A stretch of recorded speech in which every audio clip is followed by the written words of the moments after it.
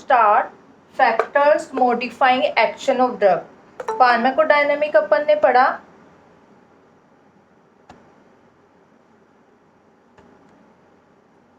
Pharmacodynamic हो गया मतलब site and mechanism of action. अब इस एक्शन को कौन कौन से फैक्टर अफेक्ट करते हैं, यानी कुछ फैक्टर्स हैं जो इसके एक्शन को अफेक्ट करेंगे, इंक्रीज करेंगे या डिक्रीज करेंगे। तो एक्शन जो चेंज होगा मे बी क्वांटिटेटिवली और मे बी क्वालिटेटिवली।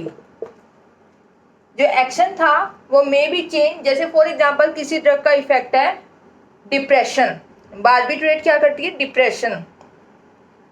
तो कुछ ड्रग्स क्या करेगी, कुछ फैक्टर्स हैं उसके इफेक्ट को मॉडिफाई करेंगे। वो फैक्टर्स कौन कौन से हैं अपन डिस्कस करेंगे।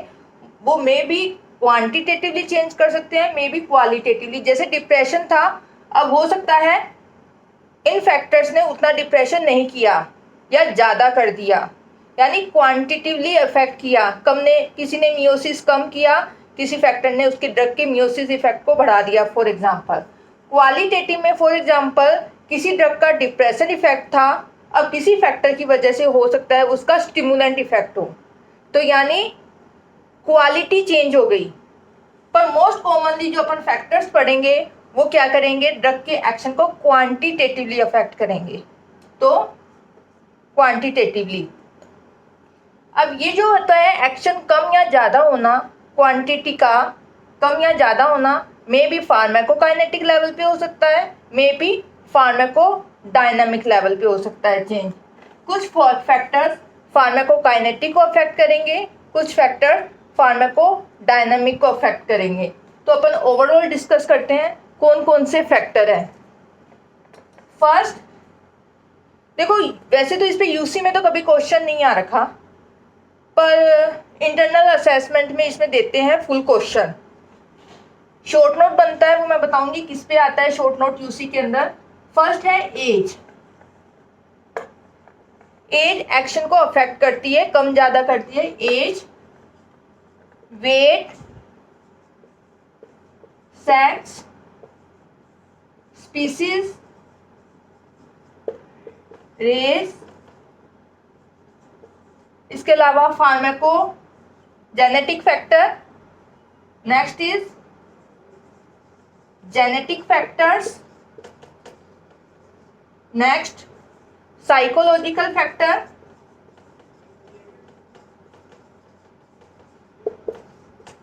साइकोलॉजिकल फैक्टर भी अफेक्ट करता है ड्रग के एक्शन को कम ज्यादा, may be increase may be decrease. Next है pathological condition, disease state. Next route of administration.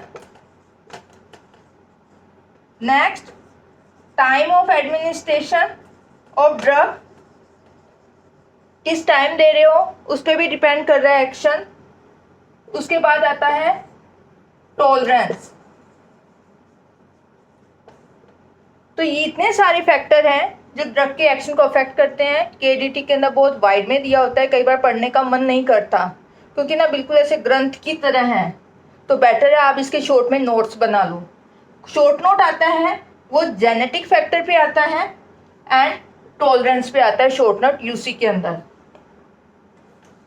तो अपन डिस्कस करेंगे one by one. First upon start करते हैं वेट।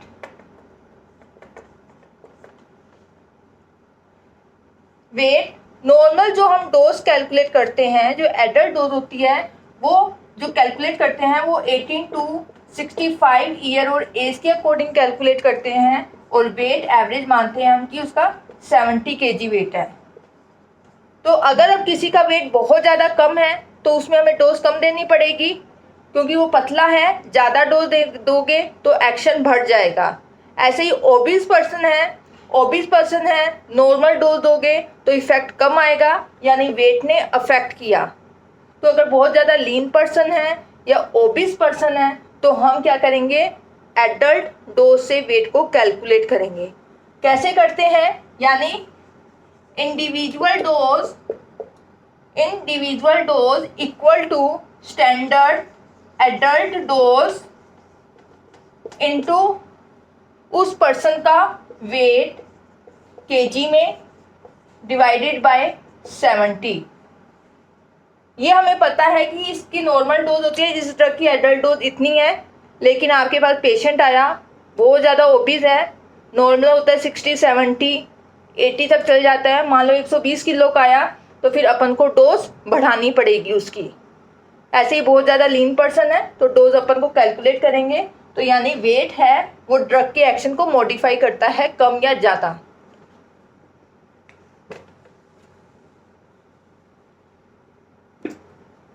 ऐसे ही हम डोज को कैलकुलेट कर सकते हैं बॉडी सरफेस एरिया से भी, या तो वेट से कैलकुलेट कर लो डोज को, या बॉडी सरफेस एरिया। तो बॉडी सरफेस एरिया से हम कैसे कैलकुलेट करते हैं, sorry dose, individual dose body surface area metre square divided by 1.7 into adult dose.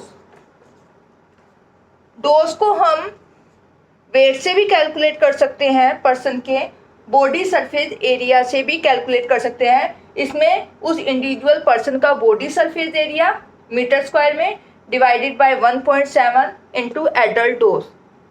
अब बॉडी सरफेस एरिया कैसे निकालें, तो इसका भी फॉर्मूला होता है इक्वल टू वेट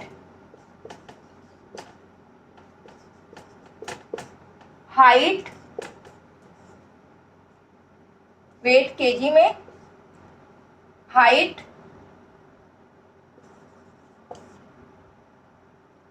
मल्टीप्लाई 0.007। आप ये फॉर्मूले याद कर लेना। तो body surface area better than weight for dose calculation. अगर दोनों में से पूछे कि बेटर फॉर्मूला कौन सा है, कि हमें वेट के अकॉर्डिंग डोज देनी चाहिए या बॉडी सरफेस एरिया के अकॉर्डिंग, तो body surface area is a better parameter for dose calculation as compare to weight, क्योंकि इसके अंदर वेट भी आ रहा है, इसमें हाइट भी आ रही है, क्योंकि इंडिविजुअल हाइट अलग अलग होती है। ऐसे नहीं कि स्टैंडर्ड हाइट है, इतना वेट होगा तो इतनी हाइट होगी, तो इट इज़ अ बेटर। पर नॉर्मली जो देते हैं वो वेट के अकॉर्डिंग, क्योंकि वो इजी है कैलकुलेशन, पर बेटर ये वाला है फॉर्मूला। तो फर्स्ट अपना हो गया वेट, सेकेंड एज। एज भी अफेक्ट करता है मॉडिफाई द ड्रग एक्शन। बच्चा है, एडल्ट है, ओल्ड एज है, उसमें क्या होता है फिजियोलॉजिकल सिस्टम अलग अलग है, तीनों का फिजियोलॉजिकल सिस्टम एक जैसा नहीं है। फॉर एग्जांपल अपन बच्चों की बात करें, न्यूबॉर्न या इन्फेंट, उसमें लीवर पूरा मैच्योर नहीं है, किडनी फंक्शन क्या है पूरे मैच्योर नहीं है। तो फॉर एग्जांपल नियोनेट है, किडनी मैच्योर नहीं है, जीएफआर कम है, तो ड्रग बॉडी में ज़्यादा रहेगी, ड्रग बॉडी में ज़्यादा रहेगी तो एक्शन बढ़ जाएगा। तो एज पे भी डिपेंड करता है। ऐसे ही बच्चों के अंदर लीवर इमेच्योर है, लीवर इमेच्योर तो क्या होगा, प्रोटीन नहीं बनेगी। फॉर एग्जांपल एल्ब्यूमिन कम बन रहा है तो क्या होगा, एसिडिक ड्रग की बाइंड फॉर्म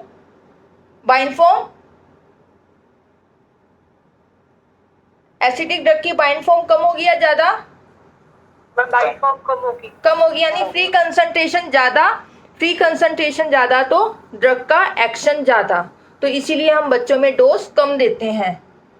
लीवर कम मैच्योर, किडनी कम मैच्योर, ऐसे ही बच्चों में जैसे एसिड सिक्रीशन भी कम होता है तो एब्जॉर्प्शन भी अफेक्ट होता है ड्रग का। तो ये हो गया एज पे। ऐसे ही old age, after the age of 50 person के लीवर एंड किडनी फंक्शन भी धीरे धीरे डाउन होने लगते हैं, जीएफआर कम होने लगता है, तो ड्रग बॉडी में रिटेन रहेगी, तो हमें डोज उसके अकॉर्डिंग कैलकुलेट करना है।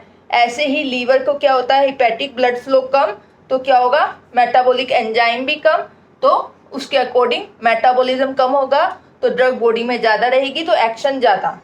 तो यानी age affect the action of drug, ठीक है, इंक्रीज और डिक्रीज द इफेक्ट। बच्चों में इंक्रीज हो जाएगा, एडल्ट में। तो हम डोज कैलकुलेट कैसे करते हैं, फॉर्मूला है एज से कैलकुलेट करने का। प्रैक्टिकल में ये डिटेल क्लास होगी इसकी, ये आपके प्रैक्टिकल में एक पूरी क्लास होगी इसकी, डोजेस कैलकुलेशन। इंडिविजुअल डोज कैसे कैलकुलेट करते हैं, age in year divided by age plus 12 adult dose. Age से कैसे डोज निकालेंगे, उस इंडिविजुअल पर्सन की एज ईयर में divided by age plus 12 multiply adult dose. तो एज से भी हम क्या कर सकते हैं, डोज कैलकुलेट कर सकते हैं। इसका जैसे इसका अलग अलग फॉर्मूले हैं, this is the Young's formula.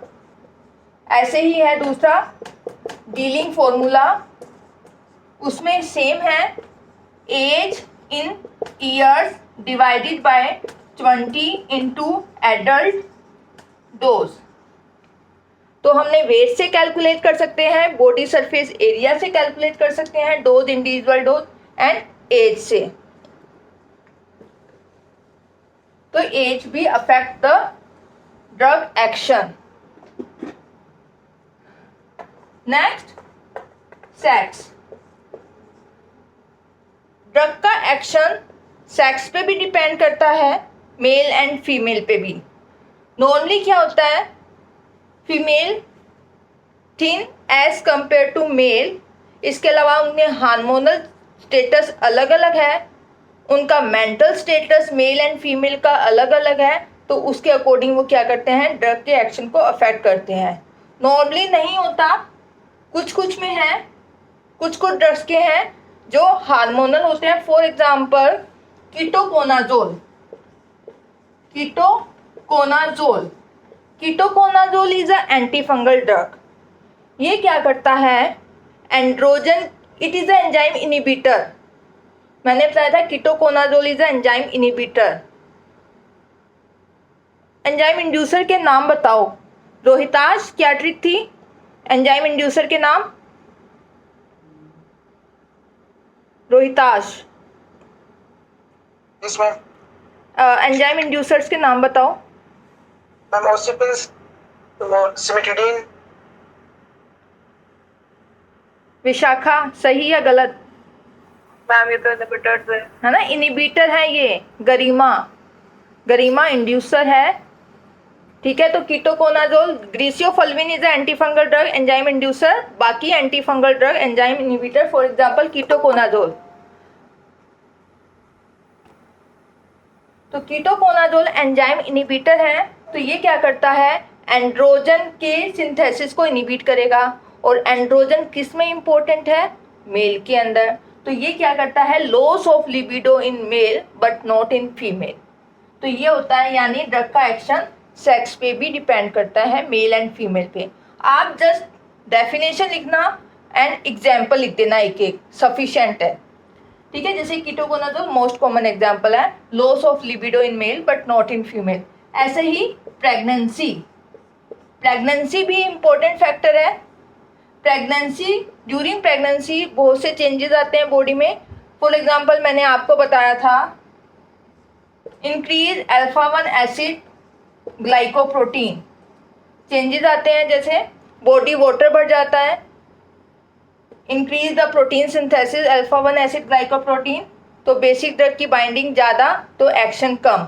तो इसलिए हमें ऐसी कंडीशन में बेसिक ड्रग की कंसंट्रेशन बढ़ानी पड़ेगी। तो मतलब कुल मिला के प्रेगनेंसी के अंदर फिजियोलॉजिकल चेंजेस होते हैं, तो वो भी क्या करते हैं, ड्रग के एक्शन को अफेक्ट करते हैं। प्रेगनेंसी के अंदर गैस्ट्रिक एसिडिटी बढ़ जाती है, तो वो भी अफेक्ट करता है, गैस्ट्रिक मोटिलिटी कम हो जाती है। प्रोटीन सिंथेसिस बढ़ जाता है, तो affect the action of drug. Weight, age, sex. Next,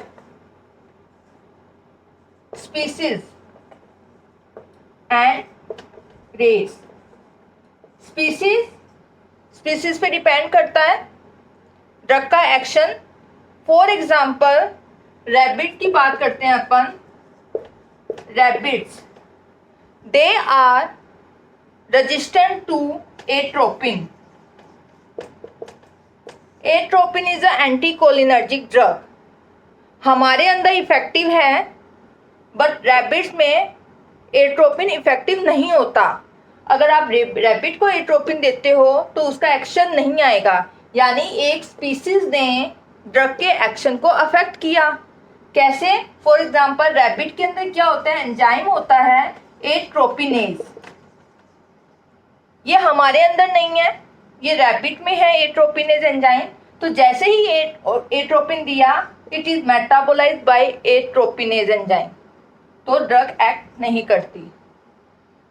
तो ये हो गया स्पीसीज. रेस भी अफेक्ट करता है.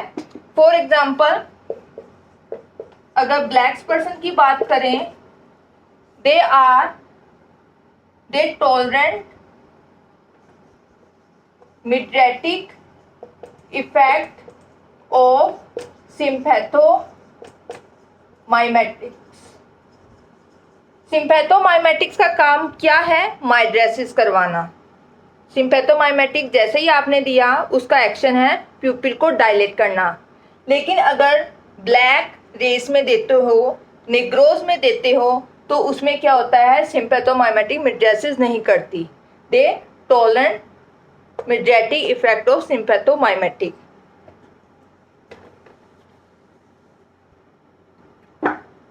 नेक्स्ट फैक्टर,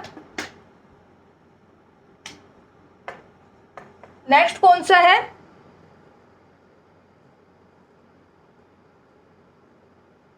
बताओ. है genetic factor.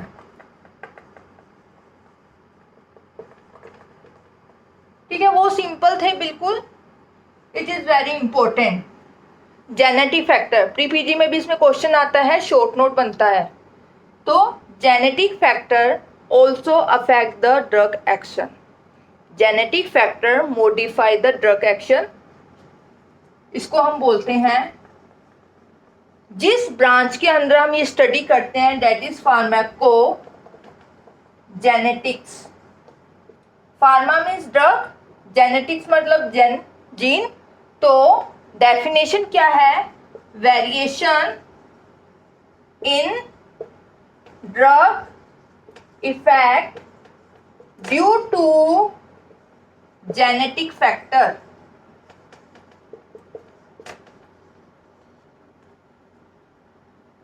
In which we study the variation in drug effect due to genetic factor. Genetic factor की वजह से ड्रग के इफेक्ट में जो वेरिएशन आ रहा है, ये जिस ब्रांच में हम स्टडी करते हैं, that is फार्माकोजेनेटिक. हमें पता है इस इंडिविजुअल पर्सन के अंदर इस जीन का डिफेक्ट है, क्या ये एंजाइम एब्सेंट है, तो अपन उस पर्सन को वो ड्रग नहीं देंगे. या हमें पता है इसका ये जेनेटिक मेकअप है और इसमें ये साइड इफेक्ट होने के चांसेस हैं, तो हम उसके अकॉर्डिंग डोज को एडजस्ट करेंगे. ठीक है. तो जब आप इस इंफॉर्मेशन को यूटिलाइज करते हो for the selection of drug and dose, that is pharmacogenomic. तो नेक्स्ट डेफिनेशन आती है pharmacogenomics. This is pharmacogenetic, this is pharmacogenomics. Use of this information, use of this genetic information for selection या choice of drug and dose in individual. Most of का genetic makeup एक जैसा है. 1000 में से कोई एक का चेंज होगा, तो उसके अंदर हमें उसके अकॉर्डिंग डोज एडजस्ट करनी पड़ेगी. तो जब आप उसके अंदर डोज दे रहे हो, एडजस्ट कर रहे हो, डेट इज फार्माकोजिनोमिक्स. तो ये स्टडी है, इसको जब यूटिलाइज कर रहे हो, डेट इज फार्माकोजिनोमिक डेफिनेशन आती है. फिर आते हैं इसके एग्जाम्पल. ऐसी कौन कौन सी कंडीशन है जो फार्माकोजेनेटिक कंडीशन है, यानी किस में हम ध्यान रखेंगे ड्रग को देते वक्त. तो वो क्वेश्चन पूछा जाता है प्री पीजी में भी और क्वेश्चन ऐसे आता है फार्माकोजेनेटिक विद एग्जाम्पल। तो इसके एग्जाम्पल है फार्माकोजेनेटिक, जेनेटिक कंडीशन के एग्जाम्पल है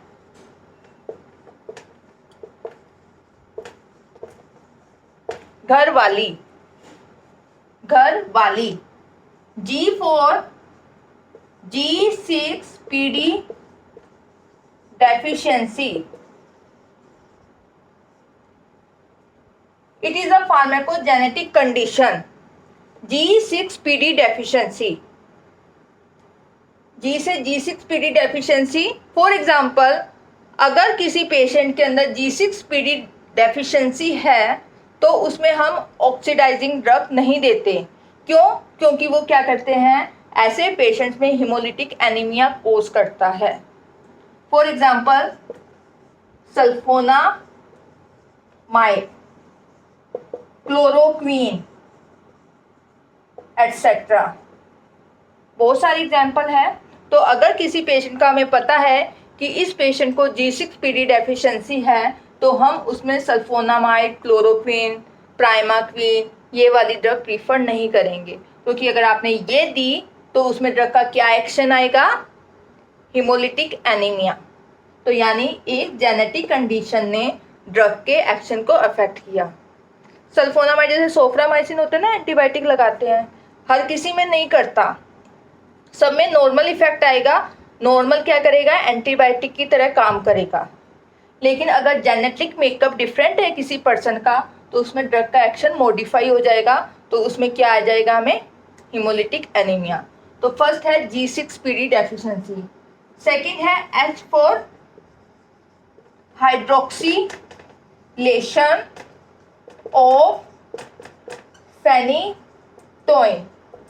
फेनिटोइन है, इसका मेटाबॉलिज्म होता है बाय हाइड्रोक्सिलेशन, पर किसी पर्सन के अंदर इस एंजाइम की डेफिशिएंसी है तो क्या होगा, इसका मेटाबॉलिज्म नहीं होगा और नॉर्मल थेरेपेटिक डोज क्या प्रोड्यूस करेगी, साइड इफेक्ट।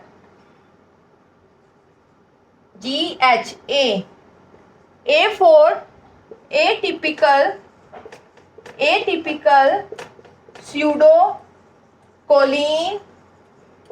एस्ट्रेज। देखो कोलिन एस्ट्रेज आपने अगर पढ़ा हुआ, आपको जितना आपने पढ़ा है उसके अकॉर्डिंग एसिटिल कोलिन एस्ट्रेज होता है, यस और नो, है ना। अपन ने एसिटिल कोलिन एस्ट्रेज पढ़ा था, वो कहाँ होता है, सिनेप्टिक लेफ्ट पे, उसको बोलते हैं ट्रू कोलिन एस्ट्रेज। दो टाइप के होते हैं cholinesterase, acetylcholinesterase and pseudocholinesterase. Acetylcholinesterase true होता है, ये सिनेप्टिक लेफ्ट में होता है, इसका काम क्या होता है, मेटाबॉलिज्म ऑफ एसिटाइल कोलिन। ये स्यूडोकोलिन एस्ट्रेज का होता है प्लाज्मा में, इसका काम क्या है, ये किसको मेटाबोलाइज करता है, स्यूडोकोलिन एस्ट्रेज सक्सिनाइल कोलिन को, ठीक है, ये करता है सक्सिनाइल कोलिन। सक्सिनाइल कोलिन कौन सी ड्रग है, स्केलेटल मसल रिलैक्सेंट। जब एनेस्थीसिया देते हैं ना, एनेस्थीसिया देना है, बेहोश करना है, उसके साथ हम पेशेंट को स्केलेटल मसल रिलैक्सेंट भी देते हैं ताकि मसल की मूवमेंट नहीं हो, तो सक्सिनाइल कोलिन दिया जाता है, ठीक है। पर इसका एक्शन शॉर्ट एक्टिंग होता है, क्यों, क्योंकि ये प्लाज्मा में जाते ही रैपिडली मेटाबोलाइज बाय स्यूडोकोलिन एस्ट्रेज। पर अब कुछ पेशेंट के अंदर क्या होता है, एटिपिकल स्यूडोकोलिन एस्ट्रेज। जिन पेशेंट्स में एटिपिकल स्यूडोकोलिन एस्ट्रेज होता है वो सक्सिनाइल कोलिन को मेटाबोलाइज नहीं कर पाता, तो जब हम यूजुअल डोज देते हैं तो क्या होगा, सक्सिनाइल कोलिन का मेटाबॉलिज्म बहुत धीरे धीरे होगा, सक्सिनाइल कोलिन की कंसंट्रेशन ज़्यादा हो जाएगी, तो ये क्या करेगा, डायफ्राम को क्या करेगा, रिलैक्स करेगा और क्या करेगा, एपनिया। तो जिनमें एटिपिकल स्यूडोकोलिन एस्ट्रेज है उनमें सक्सिनाइल कोलिन क्या करता है, एपनिया। तो अपन में उनके अकॉर्डिंग डोज एडजस्ट करनी है। Atypical pseudocholinesterase it is a genetic condition. ज़्यादा डिटेल में अब मैं नहीं जाऊंगी, सिर्फ एग्जांपल बताती हूँ। ए से atypical pseudocholinesterase, A for acetylation,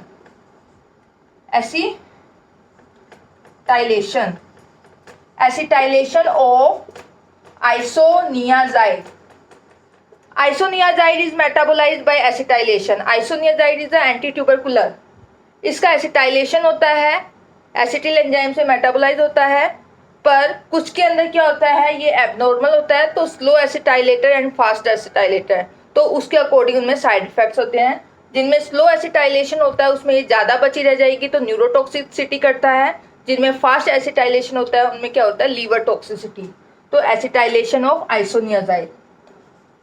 फिर आता है ए से acute intermittent पोरफायरिया।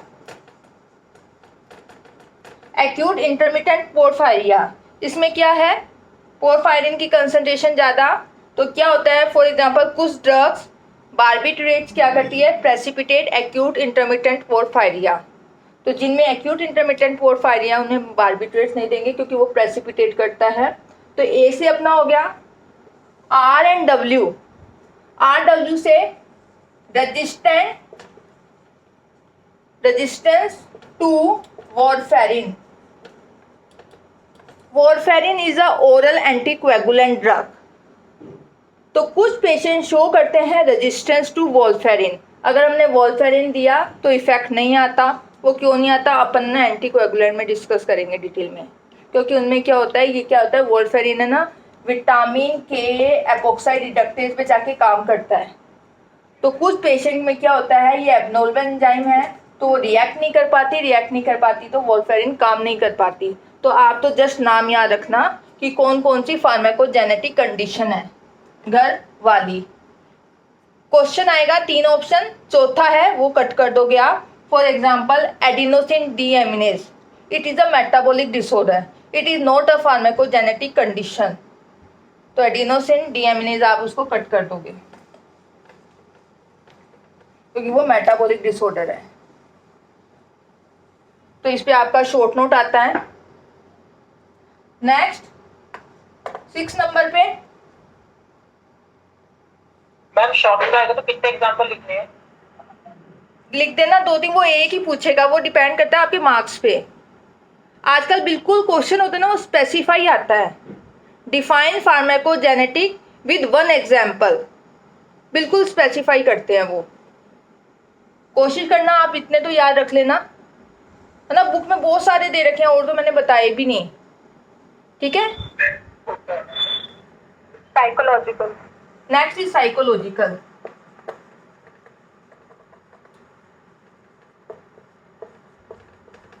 Psychological factor also modify the drug action. Most of ये किसके साथ होता है, जैसे CNS ड्रग के साथ। न्यूरोलॉजिकल कंडीशन में साइकोलॉजिकल फैक्टर का बहुत ही फर्क पड़ता है। वो क्या होती है, साइकोलॉजिकल है, जैसे किसी ड्रग को आपने दिया और अगर उसके साथ आपने साइकोलॉजिकल फैक्टर ऐड कर दिया तो ड्रग का एक्शन क्या होता है, बढ़ जाता है। ये नहीं होता, कोई डॉक्टर है यार वो तो बहुत अच्छे से बात कर रहा था, उसने अच्छे से देखा था, तो आधा तो पेशेंट वहीं ठीक हो जाता है। तो वो कौन सा फैक्टर हुआ, साइकोलॉजिकल फैक्टर। तो न्यूरोलॉजिकल की 50% डिजीज तो साइकोलॉजिकल फैक्टर से ही ठीक हो जाती है। आधा घंटा उनसे बात कर लो आप अच्छे से। तो ये हो गया psychological factor also modify the drug action. अब कई बार क्या होता है, डॉक्टर पेशेंट से बात करता है, उसको लगता है कि नहीं इसको तो डिजीज नहीं है, पर फिर भी उसको दवाई तो देनी है, क्योंकि अगर बिना दवाई दिए उसको भेज देगा तो वो तो ठीक ही नहीं होगा। तो वो क्या करता है, कुछ फार्माकोलॉजिकल इनर्ट सब्सटेंस दे देता है डॉक्टर, तो उसको हम बोलते हैं प्लेसिबो। प्लेसिबो क्या है, ड्रग ही है, they are pharmacological inert substance. For example glucose की गोली दे दी, ठीक है, तो वो क्या होगा, फार्माकोलॉजिकली इनर्ट सब्सटेंस है। उसको लगेगा मैंने टैबलेट ले ली, पर उसका खुद का कोई फार्माकोलॉजिकल एक्शन नहीं है। इट एक्ट बाय साइकोलॉजिकली, वो सेटिस्फाई हो जाएगा, हाँ मैंने गोली ले ली, पर ले ली तो वो ठीक हो गया। Not act by pharmacodynamically. तो placebo they are pharmacological inert substance, they act by psychologically not pharmacodynamically. अब हो सकता है इसका पहली बार दिया इफेक्ट आ जाए, दूसरी बार हो सकता है इफेक्ट नहीं आए, या पहली बार कम आए दूसरी बार ज़्यादा आए, क्योंकि ये डिपेंड करता है साइकोलॉजिकल फैक्टर पे। ये मेनली हम कहाँ यूज करते हैं प्लेसिबो को? टू कंडीशंस में, टू कंडीशन में यूज करते हैं। एक तो फर्स्ट इन क्लिनिकल ट्रायल्स, नहीं होता इस ड्रग की स्टडी चल रही है, 5,000 पेशेंट पे चल रही है, 10,000 पेशेंट पे चल रही है, that is clinical trial. For example कोई नई एनाल्जेसिक सर्च हुई, नई एनाल्जेसिक है, अपन को देखना है उसका एनाल्जेसिक इफेक्ट है या नहीं। तो मान लो 1,000 पेशेंट पे देख रहे हैं, तो आप सब में कैसे देखोगे? अगर सब में आपने वो नई ड्रग दी तो कंपेयर किससे करोगे? तो उसमें हम क्या करते हैं, दो ग्रुप बना लेते हैं। फॉर एग्जाम्पल 500 पेशेंट्स को तो हमने क्या दिया, प्लेसिबो दिया, जिसका खुद का कोई एक्शन नहीं है, ये तो फार्माकोलॉजिकल इनर सब्सटेंस है, और 500 पेशेंट को हमने क्या दिया, न्यू ड्रग। तो हम कंपेयर कर लेंगे, इसने तो एनाल्जेसिया प्रोड्यूस किया, इसका तो एक्शन है ही नहीं, तो इसने नहीं दिया, तो इट मीन्स कंपेयर हो गया, हाँ इसकी एनाल्जेसिक एक्टिविटी है। अगर आपने इनको नहीं दिया था बिल्कुल ही 500 पेशेंट को, तो वो तो क्या हो जाएगा, इनको लगेगा मैंने दवाई नहीं दी, तो क्या हो जाएगा, ये बायस होता है, तो हमें दवाई देनी ही पड़ती है। तो हमने कंपेयर करने के लिए 500 को तो प्लेसिबो दे दिया, 500 को हमने ड्रग दे दी टू अवॉइड बायस। तो ये होता है डमी मेडिकेशन। सेकेंड, वहाँ यूज करते हैं जहाँ डॉक्टर को लगता है कि इसको कोई एक्टिव ड्रग की जरूरत नहीं है, तो वहाँ पे वो क्या दे देता है, प्लेसिबो। तो ये है साइकोलॉजिकल फैक्टर। नेक्स्ट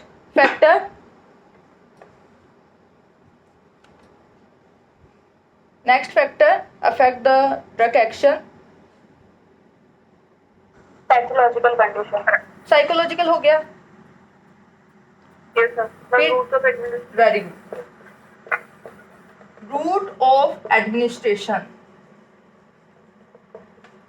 आप किस रूट से दे रहे हो, ड्रग का एक्शन अफेक्ट करता है। फॉर एग्जाम्पल अपन को पता है अगर आपने आईवी दिया तो क्या होगा, इफेक्ट फटाफट आएगा, फास्ट आएगा, ठीक है। और अगर आपने ओरल रूट दिया है तो इफेक्ट कम आएगा और धीरे धीरे भी आएगा, स्लो होगा और उसका क्या होगा, एक्शन कम। तो ये हो गया रूट ऑफ एडमिनिस्ट्रेशन। दूसरा, ये क्वालिटेटिवली भी अफेक्ट करता है। अपनों ने अभी तक जितने फैक्टर अफेक्ट किए मोस्टली क्वांटिटेटिवली अफेक्ट कर रहे हैं, पर रूट ऑफ एडमिनिस्ट्रेशन है फॉर एग्जांपल, ये क्वालिटेटिवली भी ड्रग के एक्शन को अफेक्ट करता है।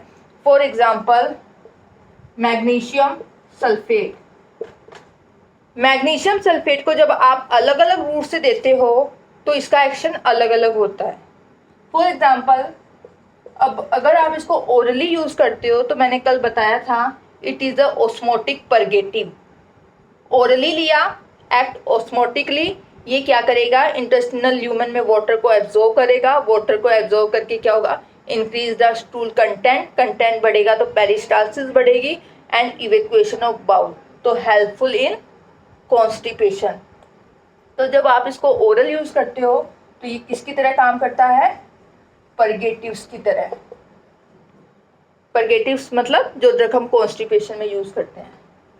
जब इसको आप टॉपिकली यूज करते हो, टॉपिकली अप्लाई करते हो, तो ये क्या करता है, डिक्रीज द स्वेलिंग, इन्फ्लामेशन। जब आप इसको आईवी यूज करते हैं तो ये क्या करता है, CNS depression, CNS depression effect है इसका। तो यानी अलग अलग रूट तो एक्शन अलग अलग। Route of administration. नेक्स्ट है time of administration.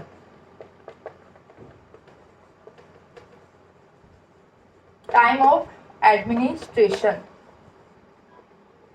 It is also affect the drug action. आप उसको सुबह दे रहे हो, दोपहर को दे रहे हो, शाम को दे रहे हो, तो वो भी ड्रग के एक्शन को कम ज़्यादा करता है, अफेक्ट करता है। तो कई बार क्या होती है, कुछ ड्रग्स ऐसी होती है डॉक्टर कहता है इसको रात को सोते समय ही लेना है, कुछ कहता है इसको सुबह लेना है, तो यानी वो टाइम का भी इफेक्ट पड़ता है। For example hypnotic drugs, hypnotic drugs, hypnosis यानी जो नींद लाती है ड्रग। तो नॉर्मली क्या होती है, ऐसी ड्रग शाम के टाइम ज़्यादा एक्ट करती है, अगर हम इसको रात को सोते समय एक्ट करते हैं तो बेटर इंड्यूस करेगी स्लीप को अगर आप इसको रात को लेते हो तो हिप्नोटिक ड्रग्स, तो they act better at night. ऐसे ही है जैसे स्टेरॉइड्स, कॉर्टिकोस्टेरॉइड्स, इनका साइड इफेक्ट होता है एडिनोकोर्टिकल एक्सिस को सप्रेस करना। तो ये कब सप्रेस करता है? अगर आप इसको सिंगल मॉर्निंग डोज लेते हो, सिंगल मॉर्निंग डोज, तो ये बेटर हार्मोन को कंट्रोल रखता है बॉडी में अगर आप इसको सिंगल मॉर्निंग डोज लेते हो, तो यानी टाइम का भी अफेक्ट पड़ता है। जिस ब्रांच के अंदर हम ये स्टडी करते हैं ना, टाइम के साथ ड्रग के एक्शन का रिलेशनशिप, उसको बोलते हैं क्रोनोफार्माकोलॉजी। आपके लिए इंपॉर्टेंट नहीं है, ये पीजी लेवल का क्वेश्चन है। क्रोनोफार्माकोलॉजी जैसे होते हैं ना फार्माकोजेनेटिक्स, वैसे ही फार्मा की एक ब्रांच है chronopharmacology. Next factor, disease state, pathological condition. Pathological condition, किसी पेशेंट को लीवर डिजीज है, किडनी डिजीज है, थायराइड डिसऑर्डर है, कोई जीआईटी डिसऑर्डर है, तो वो भी क्या करता है, ड्रग के एक्शन को अफेक्ट करता है। फॉर एग्जांपल अपन अगर बात करें लीवर डिजीज, किसी को लीवर डिजीज है, लीवर काम नहीं कर रहा, लीवर काम नहीं करेगा तो क्या होगा, मेटाबॉलिक एंजाइम नहीं बनेंगे, मेटाबॉलिक एंजाइम नहीं बनेंगे तो जो आप नॉर्मल थेरेपेटिक डोज दोगे उसका मेटाबॉलिज्म नहीं होगा, ड्रग बॉडी में ज़्यादा बचेगी, ज़्यादा एक्शन हो गया, यानी एक लीवर डिजीज ने ड्रग के एक्शन को अफेक्ट किया। एल्ब्यूमिन नहीं बनेगा तो क्या होगा, फ्री कंसंट्रेशन ज़्यादा, तो उससे क्या होगा, एक्शन ज़्यादा। तो ऐसी कंडीशन में हमें डोज को एडजस्ट करना है लीवर डिजीज। ऐसे ही फॉर एग्जांपल किडनी डिजीज है, किडनी फेल है, जीएफआर कम है, तो ड्रग का फिल्ट्रेशन नहीं, ड्रग एक्यूमुलेट इन बॉडी, तो क्या होगा, मे कॉज टॉक्सिसिटी। तो अगर किसी का रीनल फेलियर है तो हमें कुछ ड्रग्स जो क्या होती है, एक्सक्रीट होती है, हमें बहुत ध्यान से देना है। फॉर एग्जाम्पल जेंटामाइसिन, ये अपन अगर किसी को किडनी फेल है तो उस पेशेंट में ये कॉन्ट्राइंडिकेटेड है, जेंटामाइसिन अमाइनोग्लाइकोसाइड ग्रुप। ऐसे ही है thyroid disorder, GIT disorder, they also affect the action of drug. Last जो इंपॉर्टेंट है आपके लिए, टॉलरेंस। तो शॉर्ट नोट 2 पे ही आता है, फार्माकोजेनेटिक पे और टॉलरेंस। टॉलरेंस मतलब अब वो पेशेंट उस डोज को टॉलरेट कर पा रहा है। आप नॉर्मल डोज दे रहे थे, अब आपने सेम डोज दी, अब इफेक्ट नहीं आ रहा, ठीक है, तो वो क्या हो गया, यानी उसने उस डोज को टॉलरेट किया, इफेक्ट नहीं आ रहा, अब आपको डोज ज़्यादा देनी पड़ेगी to produce same effect, that is tolerance. Tolerance की डेफिनेशन क्या है, requirement of high dose to produce same response. पहले 500 मिलीग्राम से काम चल रहा था, अब क्या हुआ, 1 महीने तक फाइजर वो लेता गया, अब वो कहता है, पहले मान लो ले रहा था, मोस्ट ऑफ ये उनके सीएनएस ड्रग के साथ होती है टॉलरेंस की प्रॉब्लम, होता है ना, नींद की गोली लेता है, 1 महीने बाद कहता है, डॉक्टर साहब पहले तो नींद आ जाती थी, मैं इतनी डोज लेता था, अब नहीं आती, 0.25 मिलीग्राम लेता था, तो डॉक्टर ने कहा ऐसे करो, अब इसकी डोज बढ़ा दो, आप 0.5 मिलीग्राम ले लो, तो यानी अब हमें उसका इफेक्ट, सेम इफेक्ट प्रोड्यूस करने के लिए डोज बढ़ानी पड़ी। तो टॉलरेंस क्या होता है, requirement of high dose to produce same desired response.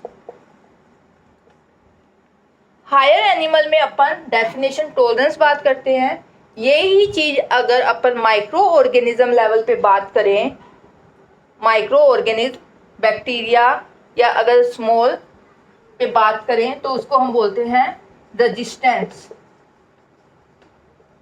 कहते हैं ना ये एंटीबायोटिक है, इस बैक्टीरिया के अगेंस्ट में रेजिस्टेंट है, तो वहाँ बैक्टीरिया आ जाता है ना जब स्मॉल, तो स्मॉल एनिमल्स के अंदर हम यहाँ क्या वर्ड यूज करते हैं, रेजिस्टेंट। तो unresponsiveness of microorganism to antibiotic. Bacteria में है, माइक्रो ऑर्गेनिज्म में अपन ट्रीट करने के लिए एंटीबायोटिक्स यूज करते हैं, सेम डोज दे रहे थे, लेकिन एक टाइम के बाद क्या हो गया, उन्होंने क्या हुआ, रिस्पॉन्स देना बंद कर दिया, अब हमें डोज बढ़ानी पड़ी, यानी unresponsiveness of micro organism to antibiotics. तो ये रेजिस्टेंस आता है, स्मॉल के लिए आता है, हाई एनिमल्स के लिए टॉलरेंस वर्ड आता है. तो ये अपन जो रेजिस्टेंस डिटेल में डिस्कस करेंगे जब अपनी एंटीबायोटिक चलेगी. ये भी अपने आप में पूरा एक क्वेश्चन है, रेजिस्टेंस शॉर्ट नोट. अपन आ जाते हैं टॉलरेंस पे. Requirement of high dose to produce same response. तो मुझे बताओ, ये था डीआरसी का सिग्मॉइड शेप. अब इसमें क्या होगा, डीआरसी का किधर शिफ्ट हो जाएगा, राइट साइड या लेफ्ट साइड, राइट साइड, है ना. Requirement of high dose to produce same response. तो अपन को मान लो ये सेम रिस्पॉन्स था, ये वाला रिस्पॉन्स चाहिए, this one.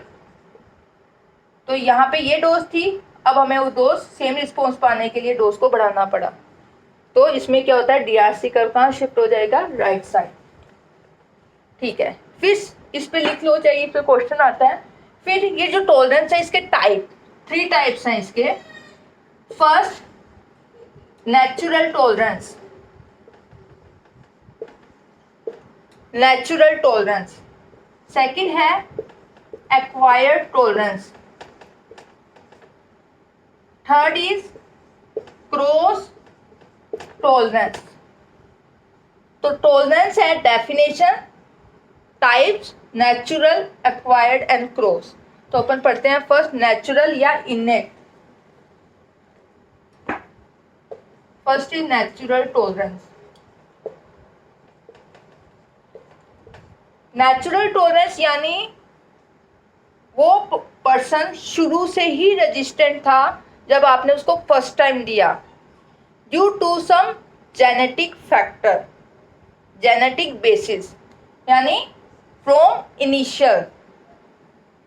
Person are resistant from initial, first dose से ही रेजिस्टेंट था, तो उसको हमने बोल दिया नेचुरल रेजिस्टेंट. क्यों रेजिस्टेंट होता है, क्योंकि जो ड्रग की टारगेट साइड होता है वो किसी में है या किसी में नहीं है. फॉर एग्जांपल, ये ड्रग पर्टिकुलर इस रिसेप्टर्स पे जाके बाइंड कर रही थी, तो वो उसमें है ही नहीं, उस जाति में, उस स्पीसीज के अंदर, तो अपन उस स्पीसीज को वो वाली चीज़ देंगे ही नहीं. तो वो हो गया नेचुरल. या कोई मेटाबॉलिक एंजाइम है जो उस ड्रग को इनएक्टिव कर रहा है, तो जैसे मैंने अभी बताया आपको, rabbit, they show natural resistant to atropine because उनके अंदर एट्रोपिनेज एंजाइम है. ब्लैक शो रेजिस्टेंट, या सॉरी मैं रेजिस्टेंट वर्ड गलत यूज कर रही हूँ. Black race show black tolerant the mydriatic effect of sympathomimetic.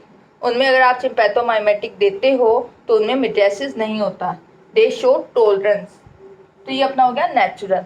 तो ये कोई क्लिनिकल प्रॉब्लम नहीं है, हमें पता है कि ब्लैक्स में उसका मिड्रेटिक इफेक्ट नहीं आएगा, तो हम शुरू से ही नहीं देंगे. तो it is not a clinical problem. Clinical problem कहाँ आती है, एक्वायर्ड टॉलरेंस में. एक्वायर यानी इनिशियली तो क्या था, रिस्पॉन्स आ रहा था, पर आपने जब ड्रग को लंबे समय तक यूज किया तब उन्होंने क्या किया, रेजिस्टेंस शो किया, सॉरी टॉलरेंस शो किया. तो second acquired. Individual show tolerance over a period of time after use. शुरू में था इफेक्ट, पर लंबे समय तक जब आपने उसको यूज किया तो उन्होंने क्या किया, टॉलरेंस शो किया. इसका क्या रीजन है, उसका तो था जेनेटिक बेसिस, टारगेट चीज एब्सेंट थी, कुछ ऐसे एंजाइम थे. ये एक्वायर्ड क्यों होती है, may be due to pharmacokinetic factor, may be due to pharmacodynamic factor. यानी ये टॉलरेंस शो कर सकते हैं फार्माकोकाइनेटिक फैक्टर्स की वजह से, फार्माकोडायनामिक। तो इसके फर्दर 2 टाइप्स हैं, pharmacokinetic tolerance, pharmacodynamic tolerance. First अपन बात करते हैं फार्माकोकाइनेटिक, यानी एब्जॉर्प्शन, डिस्ट्रीब्यूशन, मेटाबॉलिज्म, एक्सक्रीशन के लेवल पे टॉलरेंस। फॉर एग्जांपल एब्जॉर्प्शन, कोई ड्रग एब्जॉर्ब हुई, ब्लड में पहुंची, काम करेगी। अब क्या होता है, जब आपने ड्रग को बार बार दिया तो वो ड्रग क्या करती है, खुद के एब्जॉर्प्शन को टाइम के साथ साथ कम करती जाती है। तो अब जब एब्जॉर्प्शन नहीं होगा, ब्लड में नहीं पहुंचेगी, टिश्यूज में नहीं जाएगी, तो एक्शन नहीं। एग्जाम्पल से पढ़ते हैं, एग्जाम्पल से अपन को चीज़ बेटर याद रहती है। फॉर एग्जाम्पल होता है ना, कोई पर्सन अल्कोहल लेता है, पहले 1 गिलास लिया, फिर 2 गिलास, फिर उसको कोई इफेक्ट ही नहीं पड़ता, फिर उसने 4 गिलास कर दिए, 5 गिलास कर दिए। तो यानी वो क्या होता है, स्मॉल जो अमाउंट ऑफ अल्कोहल था उसको टॉलरेट कर सकता है। क्यों? क्योंकि टाइम के साथ साथ अल्कोहल खुद के एब्जॉर्प्शन को कम करता जाता है। क्रोनिक अल्कोहलिक पर्सन है, जब वो अल्कोहल लेता है तो वो गैस्ट्राइटिस करती है, इन्फ्लामेशन होता है। तो धीरे धीरे क्या होता है, स्टमक की जो मेम्ब्रेन है वो क्या हो जाता है, मोटी होती जाती है, ठीक होती जाएगी। तो ड्रग का एब्जॉर्प्शन क्या होता है, धीरे धीरे टाइम के साथ कम। तो इनमें अब हमें ज़्यादा, ये क्या होता है, जो नॉर्मल अमाउंट होता है उसको टॉलरेट कर देता है क्रोनिक अल्कोहलिक पेशेंट। तो ये eight the level of absorption. For example metabolism level पे बात करें, ये अपना फार्माकोकाइनेटिक चल रहा है, फार्माकोकाइनेटिक टॉलरेंस। तो अपन फार्माकोकाइनेटिक फैक्टर की बात करेंगे। मेटाबॉलिज्म, कुछ ड्रग्स खुद के ही मेटाबॉलिज्म को इंड्यूस करते जाते हैं, इसको बोलते हैं ऑटो इंडक्शन। कोई एग्जांपल बताएगा ऑटो इंडक्शन का?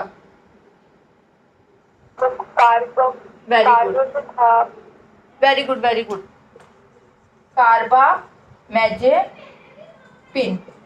कार्बामेजेपिन is a anti epileptic drug. किसी को एपिलिप्सी थी, कार्बामेजेपिन ले रहा था, 1 महीने बाद आया, उसको सीजर वापस आने लगी। क्यों? क्योंकि अब वो नॉर्मल जो डोज ले रहा था वो नहीं इफेक्टिव, क्योंकि कार्बामेजेपिन इज अ एंजाइम इंड्यूसर। ये खुद के ही मेटाबॉलिज्म को धीरे धीरे इंड्यूस करेगा। तो मेटाबॉलिज्म ज़्यादा तो क्या हो जाएगी, इसकी कंसंट्रेशन कम, इफेक्ट कम। ऐसे ही एलिमिनेशन लेवल पे कुछ ड्रग्स क्या करते हैं, खुद के एलिमिनेशन को बढ़ाना स्टार्ट कर देगी। तो अब हमें क्या होगा, डोज बढ़ानी पड़ेगी to produce same response. For example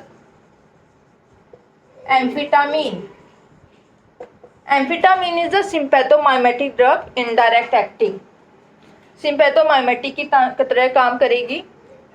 amphetamine का काम होता है CNS पे एपेटाइट सप्रेसेंट, ये एपेटाइट को सप्रेस करती है एम्फेटामिन।